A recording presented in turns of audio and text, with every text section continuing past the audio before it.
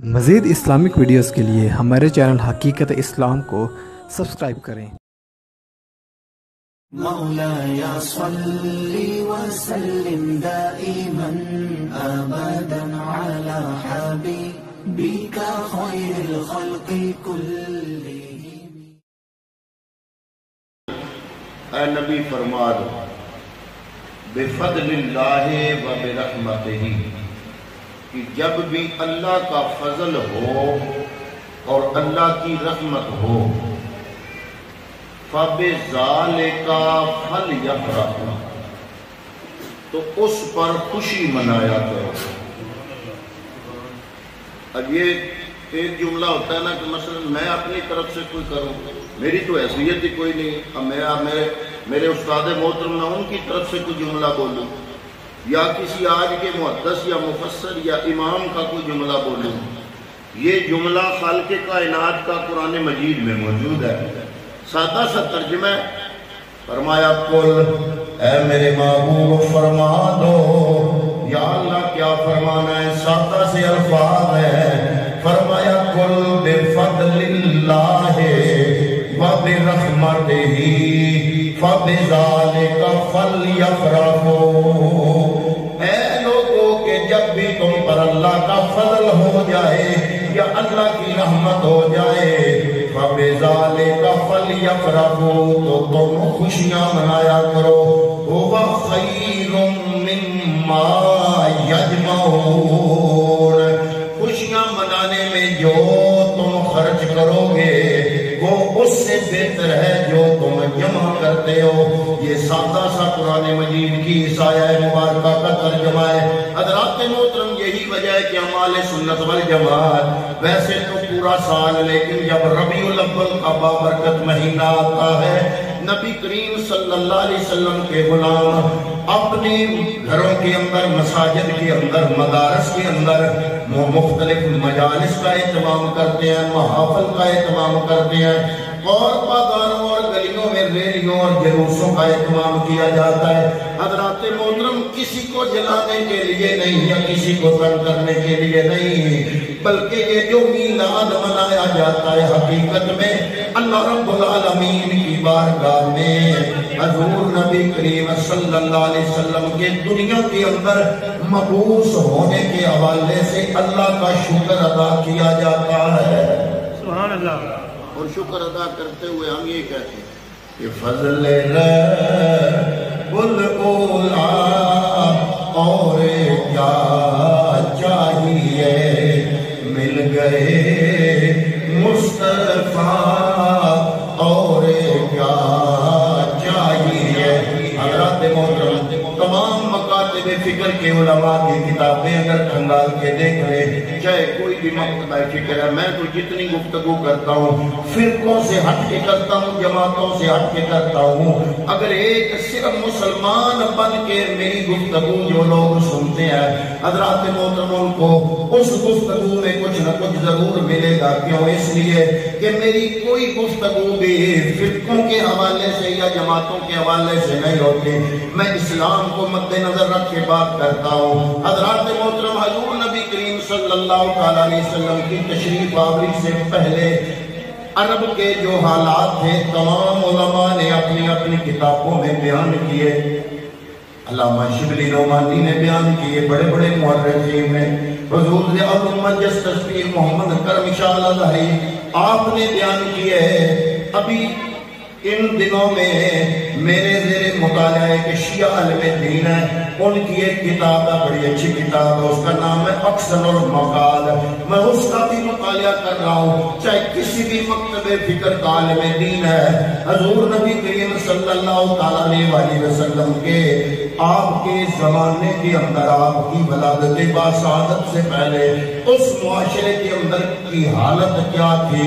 حضرات محترم جب اس معاشرے کا جائزہ لیا جاتا ہے انسان تو تھے لیکن انسانیت نہیں تھی، انسانیت سے کوسوں دور تھے، اور جو مظلوم مخلوق تھی، جو کمزور تھی، وہ تمام معاشرے کے اندر مظلوم مانی جاتی تھی۔ عورت سب سے کمزور مخلوق ہے، جو ستم اور ظلم عورت کے نام پر کیا جاتا تھا، حضرات محترم وہ سارا کچھ کتابوں میں مذکور ہے۔ کتابوں کے اندر سارا تذکرہ پایا جاتا ہے کہ اس زمانے میں وہ بندہ جس کے گھر بچی پیدا ہوتی، پہلے تو یہ ہے کہ وہ بچی کو جوان نہیں ہونے دیتا تھا، وہ زندہ درگور کر دیا کرتا تھا۔ بچی چیختی رہتی تھی اور تقدیر کھڑی مسکرا رہی ہوتی تھی، اس سے سوال کر رہی ہوتی تھی کہ اس بچی کا کیا قصور ہے۔ ارے اس بچی کا صرف یہ قصور ہوتا تھا کہ وہ تانیث ہے، وہ مؤنث ہے، بچہ نہیں ہے بلکہ وہ بچی کی صورت میں روح دنیا میں آیا۔ حضرات محترم اس کو چیختے چلاتے اس کا باپ، سگا باپ۔ آج اگر آپ جانوروں کو دیکھیں تو جانوروں کو بھی اپنے بچوں سے پیار ہوتا ہے، لیکن اس زمانے کا انسان انسانیت سے اتنا گر چکا تھا، جانوروں سے بدتر زندگی گزار رہا تھا۔ جانوروں کو بھی اولاد سے پیار ہوتا ہے، لیکن اس وقت کا انسان اپنی بچی کو چیختے چلاتے زندہ درگور کر دیا کرتا تھا۔ اور اگر کوئی بچی بچ جاتی، جب وہ جوانی کی دہلیز پہ قدم رکھتی، میں نے کتابوں میں پڑھا ہے، تو سگا باپ اپنے گھر کی چھت پہ جھنڈا لگا دیتا تاکہ دنیا والوں کو پتہ چل جائے۔ جھنڈا لگنے کا مطلب یہ ہوتا تھا کہ اس گھر کے اندر کوئی بچی جوان ہے اور یہ گھر والا اس بچی کو فروخت کرنا چاہتا ہے۔ اس کے گاہک آ جاتے حضرات محترم، پھر ان گاہکوں کے سامنے وہ باپ اپنی سگی بچی کا وہ حلیہ بیان کرتا، جیسے آج بھینسوں کے بیوپاری، بکریوں کے بیوپاری اپنی بکریوں اور بھینسوں کو فروخت کرنے کے لیے ان کے ایک ایک عضو کا نام لے کے ان کی تعریف کرتے ہیں، ایسے ہی اس وقت کا باپ اپنی بچی کے ایک ایک عضو کی تعریف کرتا۔ حضرات محترم مطلب بیان کرنے کا یہ ہے کہ باپ کے دل میں بچی کی شفقت بھی نہیں تھی، غیرت بھی نہیں تھی، حیا نام کی کوئی چیز نہیں تھی۔ ایسا معاشرہ جو کہ بالکل گناہوں کی آلودگی میں لتڑا ہوا اور جس کی انسانیت دم توڑ رہی تھی، ایسے میں اللہ رب العالمین کو انسان کی انسانیت پر رحم آیا۔ اللہ رب العالمین نے اپنا محبوب دنیا میں جلوہ افروز فرمایا۔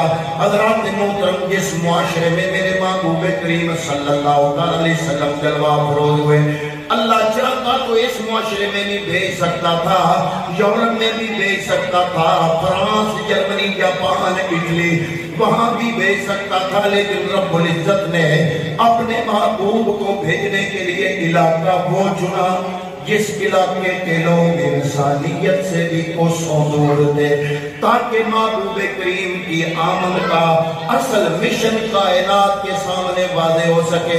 حضور نبی کریم صلی اللہ علیہ وسلم جلوہ افروز ہوئے۔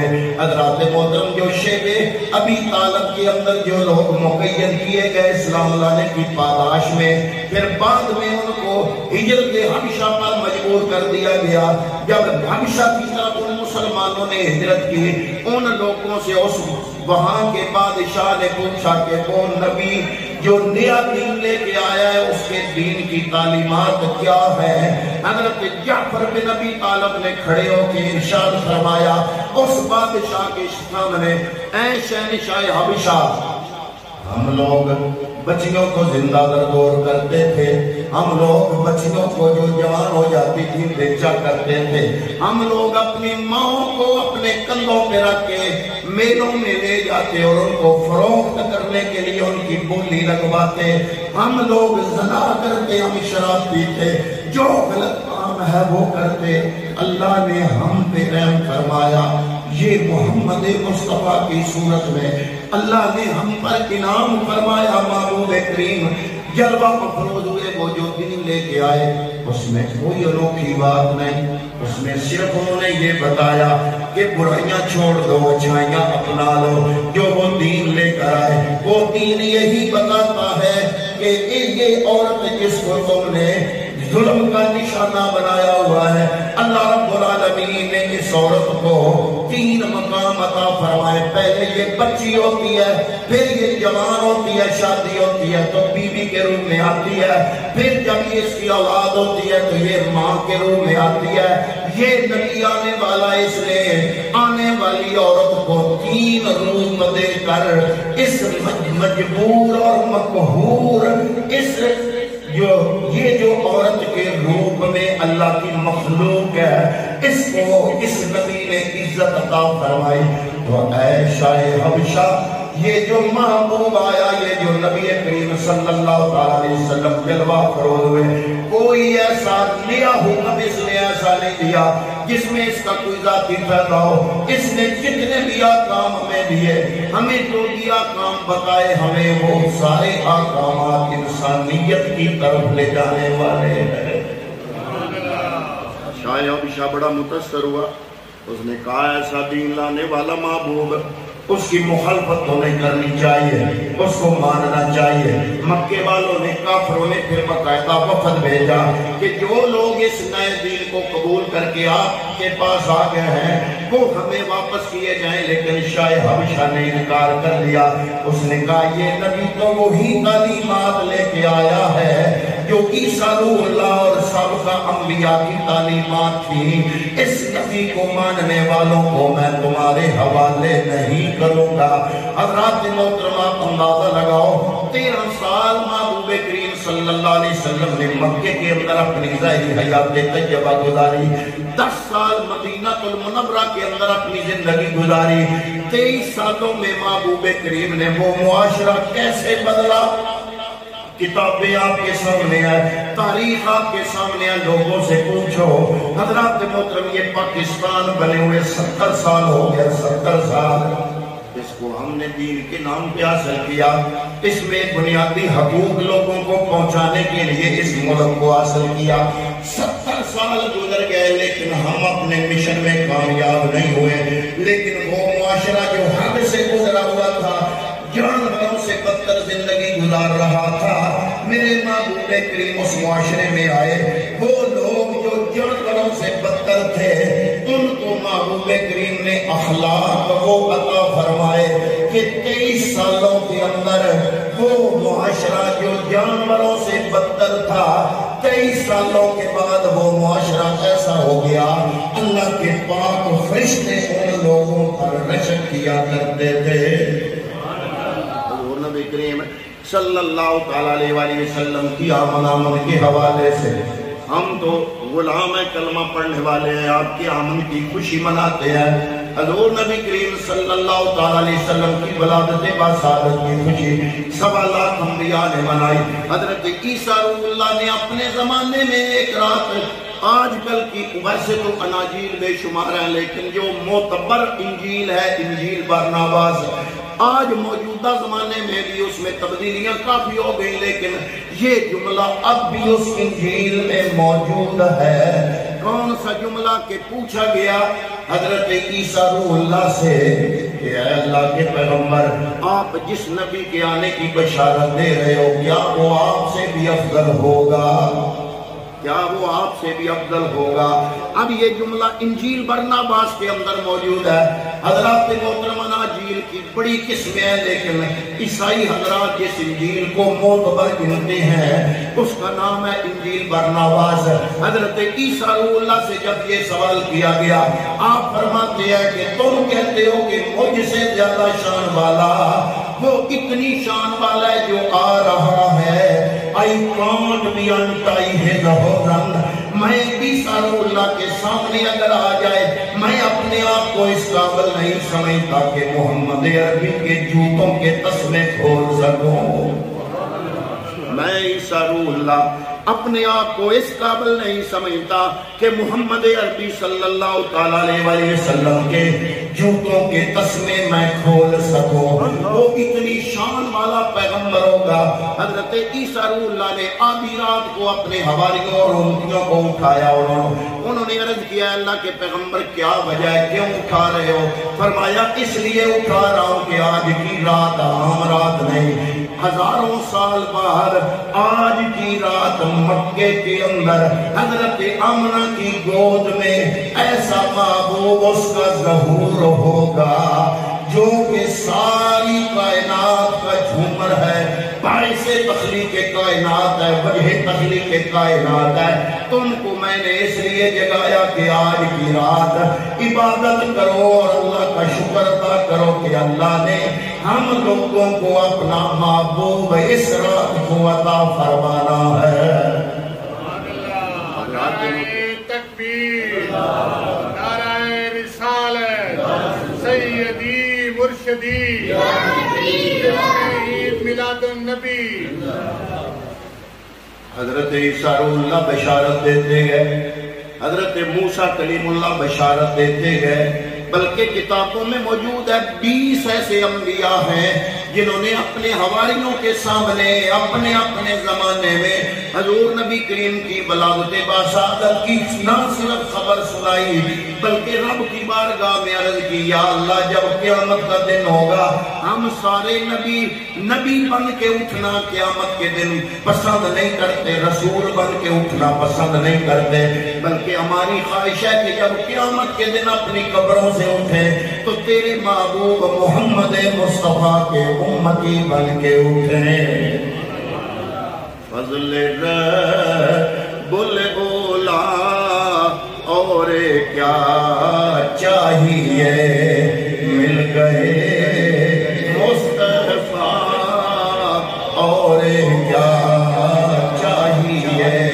حضور نبی کریم صلی اللہ علیہ وآلہ وسلم جلوہ فروز ہوئے، جو مقہور تھے، مظلوم تھے، ان کو پیغمبر اکرم صلی اللہ علیہ وآلہ وسلم نے عزتیں عطا فرمائی۔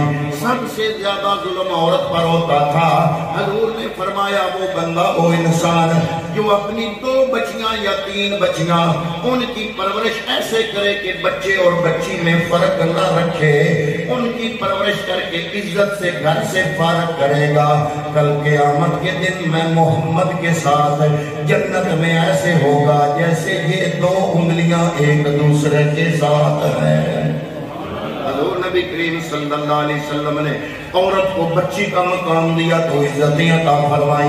پھر جب عورت بڑی ہو کر کسی کے گھر کے کسی کے آنگن میں اس کی عزت بنی، اس کی بیوی بنی، حضور نبی کریم صلی اللہ علیہ وسلم نے ارشاد فرمایا کہ جو بندہ مومن ہے اس کا نصف ایمان اس کی بیوی ہوتی ہے۔